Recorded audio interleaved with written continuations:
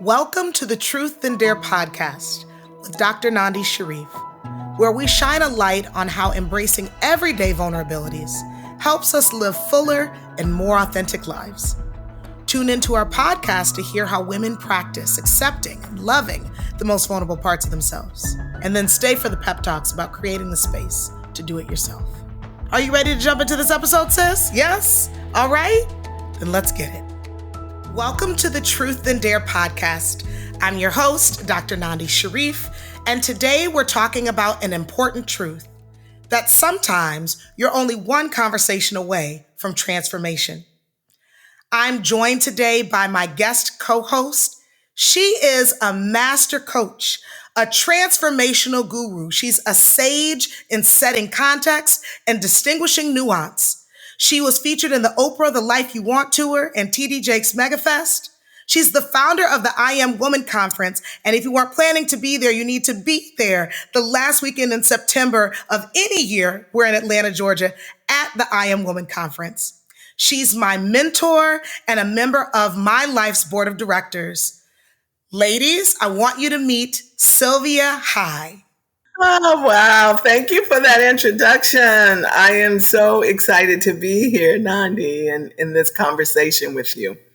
I'm really excited, Sylvia. I want the sisters that are listening to this podcast to have the opportunity to meet you and hear your story. It's just so powerful and profound. And when I think about you and some of the great lessons that I've learned from you, a lot of it has been around risking and courage, being willing to put ourselves out there in service to our vision, being willing to have specifically conversations that either changes ourselves and our lives or others and their lives, or when it's a win-win, all of us. And so these conversations that we choose to have are so powerful. And I really want to know, and maybe start, and we'll just let the conversation flow, about when in your life have you known that you were ready to shift to what's next, that you felt that you were made for more, and it was different than where you had made it to up until that point?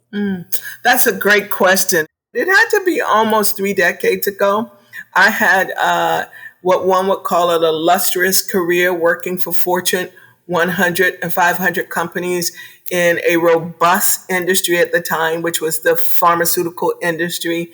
And if you were blessed enough to work for a pharmaceutical and sell pharmaceutical drugs, legal drugs, that you had a pretty lucrative pay and a nice fat cat kind of lifestyle. And I had that. Not one time, 2 times, 3 times with 3 Fortune 100, 500 companies. Some of them were 100, some of them top 500, right? And there was a pattern that started with me. I get them super excited, and then I would break some goals, rookie of the year. And then in about 7, 8, 9 months, the decline would come pretty rapidly. And I now know how I have words for it. The self-sabotage would show up, and then the self-loathing right behind that, and then the guilt and the shame right behind that. And because I have a great access to communication, no problem. I'd usually beat them to the punch before I was about to get fired. I could feel it. So I would beat them to the punch and quit. Sometimes they beat me to the punch and fired me. So actually that happened with over about a 6-year period of time with 3 different major companies, either quitting or getting fired before .com, before Silicon Valley, where, everybody changed jobs now. It's no big deal. At that time, you were considered a hiring risk if you were hopping around from companies to companies. And I was trying to shortcut my transformation to get to where I was supposed to be. But anyways, that's when it happened. And I'm smiling, and I'm so glad to be able to laugh about it now. But it was probably the most painful series in my life over I'd say it took about 6 or 7 years. And how I would describe that now is that my spirit had outrun where I was physically. Mm-hmm. The part of me that knew I was greater and there was more was gone. It's like, come on, Sylvia, we're over here now. And I was holding on for dear life for the life I knew and all the perks and the validation of everyone talking about the good job with the good pay, with the good everything, except for I start hearing literally out of my mouth This job is costing me my life. This job is costing me my life. This, and everybody go, well, that's pretty dramatic. How is your job costing you your life? Well, it was costing me the life that I now live. Yeah, it's good. I can now say this year coming up in I Am Woman, we're going to be doing peace, power, and purpose. And so I've started already to take a deep dive in this whole conversation. And what I know, we're born on purpose, in purpose, for purpose. I didn't know that back then. But guess what did know? My spirit knew. And what I've come to know about me, Nandi, is that my spirit is ferocious and I'm led and dominated by my spirit, not my mind. And I kept trying to get my spirit to obey my mind, and my spirit wasn't having it. Now, the thing about the mind, it was logical. So it made sense. It was everything that I could see. And my spirit was saying, you could play a bigger game. And I didn't even know what the game was. Imagine that. You could play bigger. So that was a season where most people use the word depressed. I don't believe in labeling myself. I would say I was experiencing a tremendous amount of unrest, depressed. I was experiencing that. That is not who I was, but I was experiencing that. And that went on for some time. Mm-hmm. So it was a journey to leave that. And thank God for the wisdom of my mother. She always gave us the courage to think for ourselves. She never gave us answers. You go to her, Mama, what do you think about this? And she said, well, what do you think? And what I realize now, she was exercising, teaching us to think for ourselves, right? And I didn't have the burden that a lot of people have of caring that much about what other people thought. I did care, but it didn't control me. It was a consideration, not a driver in my life, right? So it gave me a lot more freedom to self-define and the color outside of the lines. But I had to bring all of that together to find the freedom and the purpose-driven life that I have now. Yeah, that purpose-driven life, Sylvia, it's so powerful, right? Because through your coaching, through your mentorship, through your love, through your tutelage, I now have a purpose-driven life. I have a life that is run by my spirit, by my vision, by God, by these things, these pieces inside of me, the genius, as you have taught me to tap into in your Supercharge course. The genius tells me where to go and what's possible, not life's circumstances. But I do want to just share with you how vulnerable it was to be in corporate America and to be in a place where I was steady and everything looked good and I had great benefits, as you were talking about, and how vulnerable it felt to have this spirit-led vision that was completely different, that looked crazy, especially in some moments, like we're in a global pandemic. Oh, you about to go into business for yourself? Oh, you about to go coach these women on vulnerability? Oh, like, what are you thinking? And so I want to just, I think that it's important to name that there's a vulnerability in that risking, that it's not just the risk of like, oh, I'm not gonna have a steady paycheck. There's also this risk around, well, for me, it was, what are people going to think of me? I definitely cared a lot about that. I'm caring less as the years go on. But then also, like, what do I make of this? There is a very traditional journey that looks a certain way and it pans out a certain way. There is more of a question mark at the end of this thing than there is a period, something being declarative. So I just want to know more about the vulnerability that existed in having a vision for your life that was different than what we were taught was the thing to have. And more specifically, the vulnerability in needing to have conversations and being with people who had to buy into that in order for it to be possible. Because you had to have clients, right? You had to have people who were willing to listen. You had to have people who were willing to open doors for you and take you into rooms that you hadn't been in order for you to have now decades of being an entrepreneur, a thriving, wealthy entrepreneur. So just tell us a little bit about the vulnerability around that. Oh boy. So I can only use that word now. to define that experience, right? Sometimes you could just be in it. So I was so engulfed in it, and what I would now know to call the survival version of it at first, that I hadn't even got yet to, how vulnerable this feels. I just wanted out. I just knew I couldn't. You know how they say you get sick and tired of being sick and tired? I was so sick and tired of being sick and tired of this thing that I knew, this bigger version of me, a bigger reason for being that wasn't even clearly defined. That was vulnerable in and of itself. Imagining leaving all of those perks. I helped, at the time I was able to help support my mother. I was able to pay for my own life with a fair amount of financial freedom, more than most had, and the ability to actually do the job, but inability to do it. It was like a war, an internal war. So the biggest part of my vulnerability was my inner me had become my enemy. So I got my spirit that's saying, hey, you're bigger. There's more. That's why you can't do this.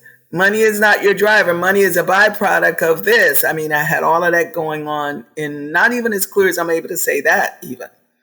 And then I got the reality of, you make 6 figures, you get a new car every 2 years, you got your insurance is paid for, your bonus check is more than some people's paycheck. I had all this logical stuff. So that's where the vulnerability was. Well, do I step out of what makes sense into something that literally made no sense? It would have been okay if I knew, I'm going to be a coach. Coaching wasn't even on the map at the time. That's how far back this goes. It was hard. It was painful.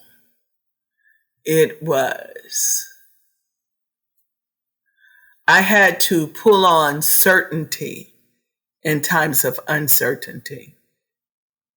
I had to dig in there. I knew I had this thing. And I'll tell you what I used to say in my quietness of my own mind that I was too vulnerable to say out loud to another person is, I don't want to be normal. Now, I wouldn't use that word, but that was the only word that I know now. But I didn't want to be regular. I'm not regular. I'm not. Now the word might be average. At the risk of sounding arrogant, this is the kind of stuff that I used to be sitting with in my own thoughts. No, it's way more than this. I was such a dreamer, and I dreamed so far beyond where I was in the physical. I had no strategy, no roadmap, no mentor, no how do you get there, no career coach, none of that. Just like, I feel like I got on a pair of shoes that's too small and my feet are hurting. A jacket that is 2 sizes too small. And my spirit just wasn't going to have it. And the good news still is because of my mother. She never put the pressure that we had to be a thing. Being us was everything.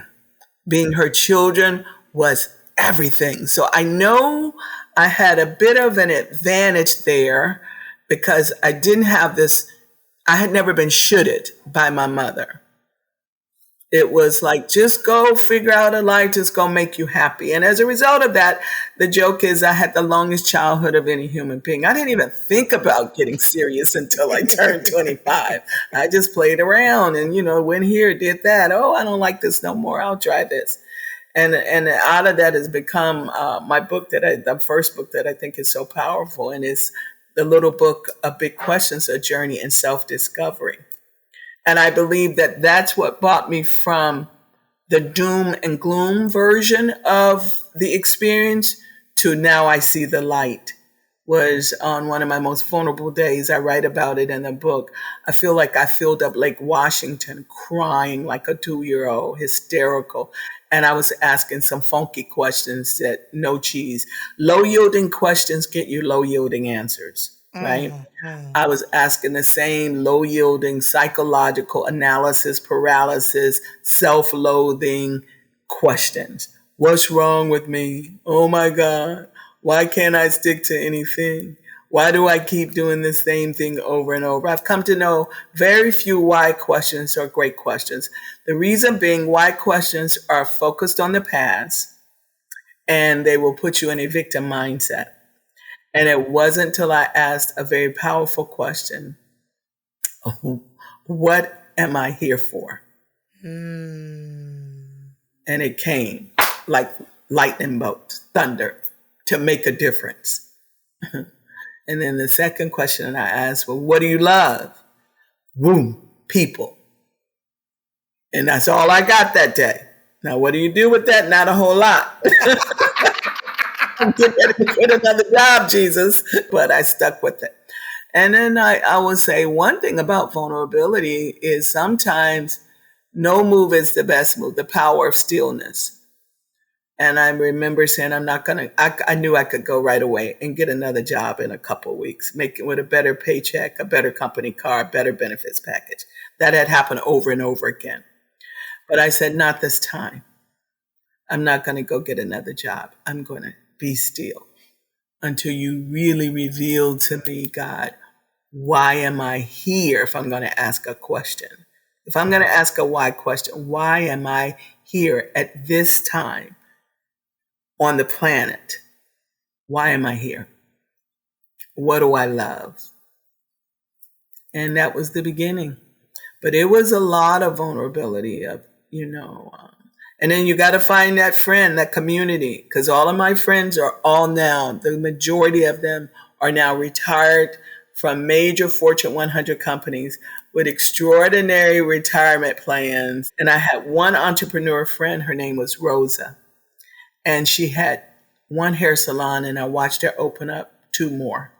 So she had 3 hair salons, and she's this little petite, soft-spoken, sweet spirit, but she always marched to her own beat. And she was my lifeline, and I didn't even know why. I used to just go to her shop instead of making my sales call. I would go to her shop and sit in the shop all day when I was supposed to be calling on doctors. Hey, anybody want some fried chicken? And I'd do chicken runs. Oh, let me shampoo somebody's hair. I was avoiding the life I had, but there was some possibility in what I was observing. Yeah, there was a powerful conversation that you had with yourself, a conversation where you chose to go from victim to responsible. Where at one point it sounded like, well, life is happening to you. And the other is, well, I'm happening to life. It's an opportunity. It's a highway. I'm going to ride it, that sort of thing. And just, it's powerful to hear and meeting you so much later in life and knowing that this was the journey that you went through. And I think about the vulnerability that I've experienced in being willing to have a different conversation with myself. Most of the time, after some deep coaching from you, where you sent me into my room with some homework and said, the things you're saying to yourself are a little funky right now.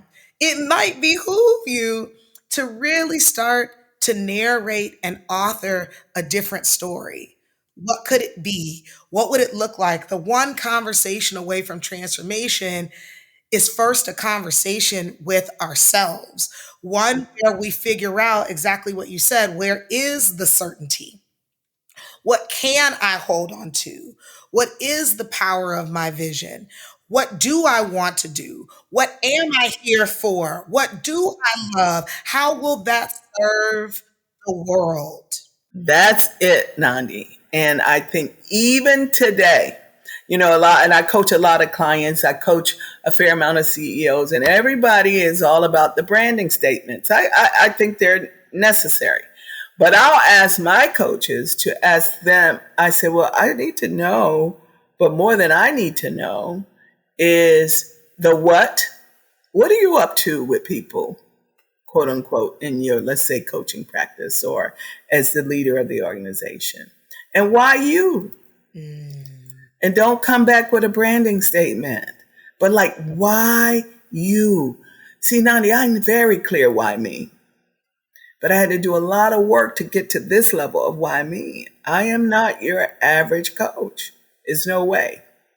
My goal is not to be. So I started out with all of what I wasn't going to be until I got to what I'm committed to being. And that was all wrapped in judgment. And I think it was a healthy exercise because a lot of people, I'm very judgmental of this industry, people are, to me, a lot of people are like a lot of noisemakers and hype people and acronyms and, okay, but when life hits somebody square in the face, when they're actually feeling hopeless, when their self-loathing is at an all-time high, what have you given them that in the midst of that, if they reach for that one conversation that you had with them, in my world, better known as a distinction, so that they can distinguish themselves, who they are versus what's happening to them in real time, and choose in alignment with who they are, their greatness, their magnificence, their,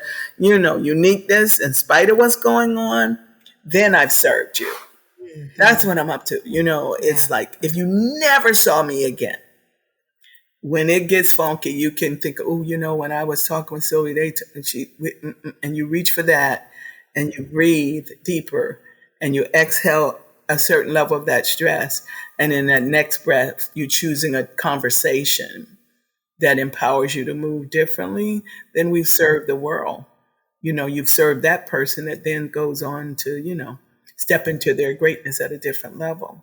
Sylvia, there's something that you always say to me that is, and you say it to many of us, but it's so powerful when you're talking about who you've become in life. And you always say that aging is a requirement, but getting older is optional. Getting old is optional. Getting old, this feeling, this experience of being old, and there's so much vibrance and youth in you, so much so that you can share with us that over 3 decades ago you made this decision to live out a vision, the vulnerability of being different with no blueprint of what it should look like. And you're still doing it today. I'm literally sitting on a planning committee meeting for your conference, and I'm talking to folks, and you're talking, I'm going to do this next. And this is what I'm up to. And this is the room that I'm going into next. And it makes me wonder, as we wrap up, why, not a why question, because why questions don't get us anywhere. No, some why questions are good. The ones that don't work. but how should our listeners consider stepping forward, being vulnerable, and being willing to have the next conversation with themselves or with someone else so that they can truly experience transformation? What would you offer? Yeah, it's simple, and it's one that you've answered. And I was shocked because this event that I went to, the Happy Women's Dinner, this woman wrote this book. Her name is Bonnie Wong, and she wrote this book called The Life Brief, Living a Life of No Regrets. So I don't know the people, they're all there, and we introduced ourselves. And my head did the 360 when the question she had the life that everybody wanted, except for, it's kind of like her eat, pray, love journey kind of thing. But she works for a very large marketing firm, and they do creative briefs for companies, Fortune 100s, and they doodle them down to one pager. And it's a creative brief. And in her breakdown, she started one on herself. And now she calls it a life brief, living a life of no regrets. And the breakthroughs were phenomenal. So I was so excited to be in a room with someone with that level of conversation that I live in every day. That doesn't always, it's not that easy to find. Yeah. But the one question she asked, that is one that I ask in my own book, is what do you want? Yes. But she added some really, really, reallys. And those 3 really, really, reallys got me like looking at it again. What do you really, really, really, really want? Yeah. I think that's a place to always start. And what matters to you? That usually will come out of what do you want? But then I think as a separate question, asking what matters. Like for real, what matters?